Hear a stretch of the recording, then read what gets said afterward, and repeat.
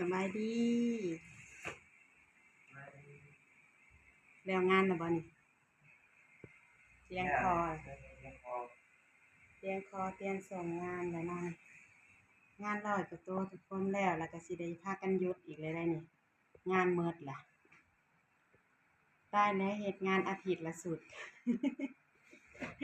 เอาเงินไปใช้กินบัดนี้ฮะบ่จัก อยากกินทุเรียนก็บ่ได้กินเลยเนาะเตฮ้อนยามทุเรียนแล้วได้นี่โอ้สิบ่ได้กินทุเรียนก็บัดนี้แล้วงานบ่มีนี่ปกติงานนี่อาทิตย์หนึ่งเฮาได้300โตก็ได้300กว่าโตมาเฮ็ดงานอาทิตย์ละ100โตนี่ตายโลดเอ้าฟ้าวส่งซะเลยบ่มีงานก็หยุดนอนพักผ่อนจักเพิ่นสิตัดมื้อใดมื้ออื่นจ้างมื้ออื่นบ่ตัดมื้อใดฟังเบิ่งมื้ออื่นมื้อนี้วันพุธวันพฤหัสคันบ่ตัดมื้ออื่นนี่คืออาทิตย์หน้าเลยนะ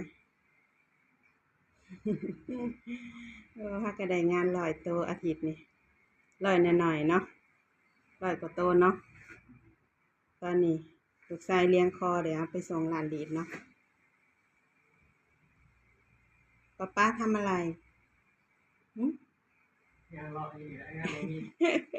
งานบ่มี งานบ่มี ไปงานเลาะงานบ่มี โอ้ฮอดเด้เจ้างานบ่มีเจ้าเตรียมทำความสะอาดลูกเจ้าโลดเด้ออยู่หลังบ้านเด้อลูกเจ้านะปากัดเจ้านะ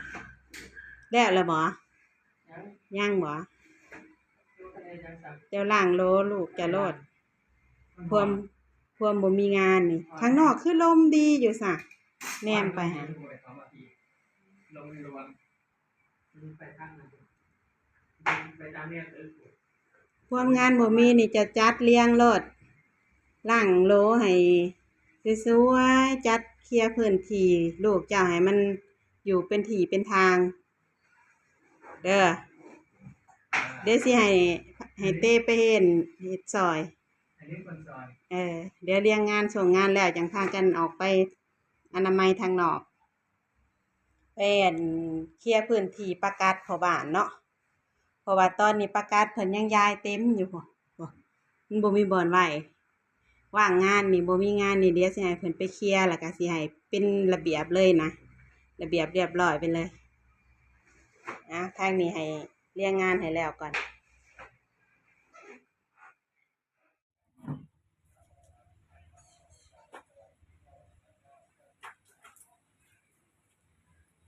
บัดนี้แล้วงานแล้วบ่มีเวียกเฮ็ดล่ะมากบัวระบัดลูกชายแล้วบัดนี้ตอนนี้พ่อบ้านเพิ่นเปลี่ยนน้ำลูกชายอยู่เนาะเปลี่ยนน้ำแต่ว่ายังบ่มีน้ำมักเบิดน้ำมักบ่ได้มักไว้บ่น้ำมักมาใส่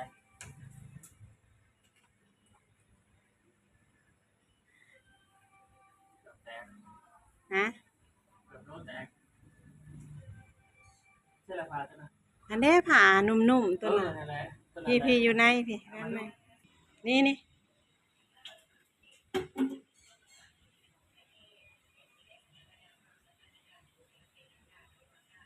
พวกข้างในก็สิเป็นแบบขวดน้ำได้ทุกคนเพิ่นตัดตัดแล้วก็เอามาใส่เนาะเพราะว่าเหลี่ยมแก้วเจ้าบ่ลายบ่ ลายเรียนแก้วบ่มีเงินซื้อได้เรียนอันนั้นไปก่อนว่ามันเปลี่ยนน้ำเอาทางในนี่สิมีแต่ขวดน้ำอนามัยเลยนี่ ขวดน้ำดื่มเนาะเพิ่นตัดแต่น้ำมันสีใสๆเนี่ยเด้อเพิ่นบ่ได้ใส่น้ำมักเนาะน้ำมักหมดอันนี้นี่เฮาเปลี่ยนน้ำแบบนี้นี่สีสีดเลยเนาะปกติเป็นบ่ธรรมดาบ่ปกติแม่นบ่เปลี่ยนน้ำแบบสีมื้ออื่นเช้าหมดแหละมื้ออื่นเพราะว่าสีจังสิคืนนี่ที่จริงครับจะพักนึงว่ามัน10นาทีมันก็คืนมาแล้วมันเปิดห้องมันก็สีมันก็กลับมาเลยแต่เอาเสร็จแล้วมันตกใจสีมันก็มาแล้วหางก็หลอบเลยเครื่องหลอบเลยเนาะมีอันใหม่อยู่บ่มีคอกใหม่อยู่บ่นี่ อยู่ไส มีผู้เรือหน่อยๆนะ ผู้เรือ อยู่หลุมนี้ เพราะไม่ นี่บ่ แม่น อ๋อทุกคนอันนี้สิเป็นคอกใหม่ของพ่อบ้านเนาะ เบิ่งกับโคก ห่วย จะประกัดปลากับมาโคกแน่ ประกาศกำมักแบบนี้แหละผู้เรือบ่นี่ แม่น คอกใหม่เพิ่นสิเป็นผู้เรือเนาะเป็นอะไรเนี่ยนี่บ่ได้อันนั้นแหละบ่บ่ได้เพาะลายแดงแหละบ่ ไล่แดงเบิด ลายแดงมือติ แต่ว่าก็บ่ยากหาง่ายอยู่ อืม ที่กัน เฮาต้องเอาพ่อแม่พันธุ์มันใหม่อีกบ่ลายแดงก็ได้ บ่ตัวเก่ามัน ตัวเก่ามีแม่นบ่ มีอยู่ เออ มันมีอยู่ในครั้งแต่ว่ามันมีบ่หลายให้แบบขยายได้ อ๋อพอบ้านเพิ่นล่างแล้วเพิ่นก็สิขันไว้แบบนั้นเนาะ มันมี มีอยู่ขวดเดียวค่ะ อยู่เรียมเดียวนี่แหละ เหรียญเดียวตัวนี้สวยเด้อันนี้อิหยัง เพราะว่ามันมาใส่คือเก่าแหละ มาใส่วะ ปลา ตัวน่ะพอปลาเนาะ ตัวนี้พอปลาให้มันเลี้ยงอย่างดี อ้อ ดูแลอย่าง เบิ่งคอกใหม่เพิ่นมีแต่พืชซับเนี้ยก็ พืชไหม้คอกใหม่เอียงซะอยู่นี่อยู่หลุมนี่ ใช่อันนั้นปลาใต้ปลาใต้ ปลาใต้หางแดงอ่ะบ่ แม่น อ๋ออันนี้ก็เพาะใหม่บ่นี่แล้วมันตัวใหญ่เลยเด้นี่ แม่นอยู่ เป็นหัวเลยนี่ตัวนี้สิเป็นปลาใต้บ่ แม่น ปลาใต้หางแดงเนาะ สีน้ำเงิน โอ้ เป็นสีทองแดง ปลาใต้นี่พ่อจะของแหละ ขอบสองขอบ สองของค่ะคือบ่เห็น เพราะว่าสองขอบก่อนหน้านี้มันนั่นเบิดเลย มันบ่สวยบ่ แม่นอันนี้ขอบใหม่ขอบที่สอง ไหนหลอบเลยแม่นบ่สีคืนและ ยังพูดอะไรจะมันเศร้าตกใจพูดแหละ เดี๋ยวเบิ่งอันพอพันธุ์ตัวน่ะสีเหลืองๆน่ะ ยับเข้าไป ตัวนี้สิเป็นพอพันธุ์เด้โอ้หลายขวดอยู่ได้ทุกคนเอ้ย เดี๋ยวมืออื่นใส่น้ำมักเข้าไป ใส่น้ำมักมันก็สีสวยเลยเด้มหาชัยล่ะอู้สีเริ่มงามเลยทุกคนสีเริ่มมาแหละขังไว้เด้อจะหน่อยโดดออกได้นี่ แต่ว่าเบิ่งตัวจริงนี่สีเริ่มมาแหละเบิ่งในกล่องยังอยากสีดอยู่เดี๋ยวพามาเบิ่งฝั่งนี้เนาะ เนี่ยผู้เรือสองตัว ฝั่งนี้ไหน มีสองตัว ผู้เรือเหรอ ใช่ ไหน เนี่ย นี่ใช่ไหม ตัวเมีย โอ้ มีแค่นี้แหละ ตัวเมียสองตัวนี้ก็ถือว่าเยอะแล้วนะ เออ เพราะว่าลูกมัน แต่ว่าฝั่งนี้เฮายังบ่ได้เปลี่ยนน้ำเด้อทุกคนฝั่งนี้ยังบ่ได้เปลี่ยนน้ำเนาะ แมน พอดีน้ำมันเฮาเปิดไว้มันมืดก่อน น้ำที่ อ่า ละเฮ้ยคอรีนนะเบิดก่อนเดี๋ยว กันเลย ตัวนี้กับมืออื่นยังเปลี่ยน เนาะมื้ออื่นเปิดไว้แล้ว เปิดยังอะ เปิดน้ำนะ เปิดไว้แล้ว เปิดไว้แล้วเนาะเฮาก็จัดไว้ทางนั้นก่อน เบิ่งสองตัวนี้ด้วย สวยปะ สองตัวนี้ก่อน โอ้หักค่อยงามได้ตัวนี้ได้คู่ได้นี่สองตัวนี่แต่ว่ากล้องเฮาอะนะมันบ่โฟกัสเนาะ โอ้ มันมืดทุกคนเอ้ย ปลาสวยแต่ว่ากล่องบ่สว กล้ ย องบ่สวย นี่จ้าฮะอุ้ยดูไปดูมาก็สวยเลยนะเนี่ย ตัวนี้สวยนี่ตัวนี้สวยกว่าเขาอีกอะ บ่ มันยังบ่ฟอง มันบ่พองเนาะ เพราะว่าเปิดป้าไว้เฮิงลืมปิด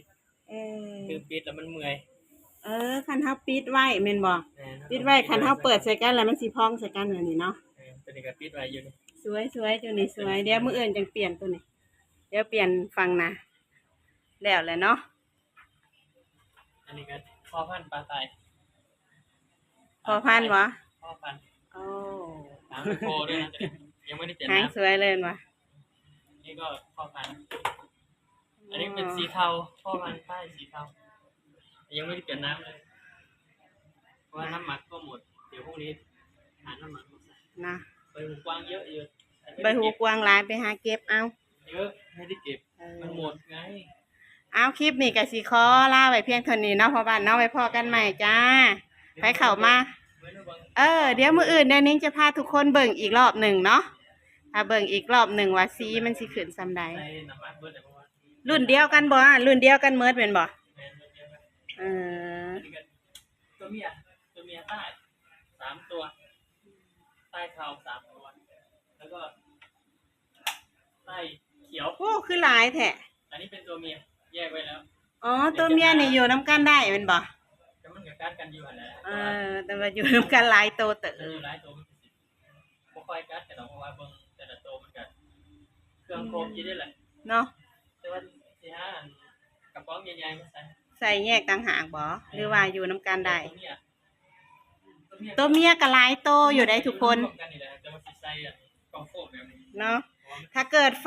ถ้าเกิดว่าไผเข้ามาเห็นคลิปนี่แหละมาอุดหนุนพ่อบ้านก็สิแถมไปนำแหน่เด้อทุกคนเด้อสิมีแถม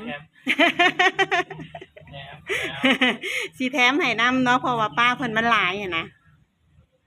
ไอ้ตู้ใหญ่ๆนี่ไว้ ไว้เพาะ เพราะแต่ว่าเมื่อก่อนน่ะเลี้ยงอันมอซี เออ เลี้ยงมอซีกับปลาหางยงไว้เบิ่งยามว่างงาน เออ แต่ว่าตัวนี้พอประกันแล้วก็ ตอนนี้เอามาเพาะประกันเลย พอประกันเล่น คลิปนี้ก็ขอลาไปเพียงเท่านี้ก่อนไว้พอกันใหม่คลิปหน้าฝากติดตามเป็นกำลังใจให้พ่อบ้านในเด้อแล้วกันนุ้งนิ้งแฟมิลี่เนาะคลิปนี้ก็ขอตัวลาก่อนจ้า สวัสดีครับ